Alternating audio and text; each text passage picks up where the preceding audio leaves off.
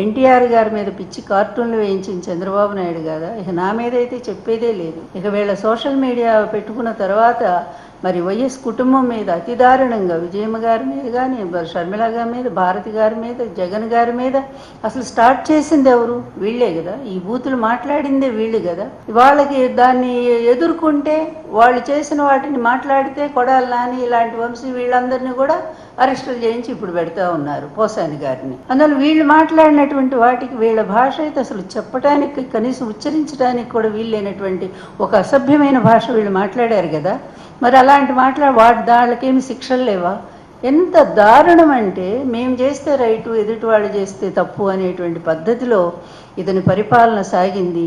ఈ ద్వంద్వ ప్రమాణాలతో సాగుతున్నటువంటి ఈ పరిపాలన దానికి తగినట్టుగానే మనం చూస్తూనే ఉన్నాము. ఎన్నికల ముందు రకాల హామీలు, ఎన్నికల తర్వాత ఏమో వాటి సంస్కరణ పేరుతో వాటన్నిటిని పాతేయటం. అందువల్ల చంద్రబాబు నాయుడు అంటేనే అబద్ధాలు, చంద్రబాబు నాయుడు అంటేనే హత్యా రాజకీయాలు కేర్ ఆఫ్, చంద్రబాబు నాయుడు అంటేనే ఒక ప్రజా హంతకుడు, చెప్పాలంటే ప్రజా వ్యతిరేకి. చంద్రబాబు నాయుడు అంటేనే ఒక కుట్ర కుతంత్రాల రాజకీయాలకు ప్రతిబింబం.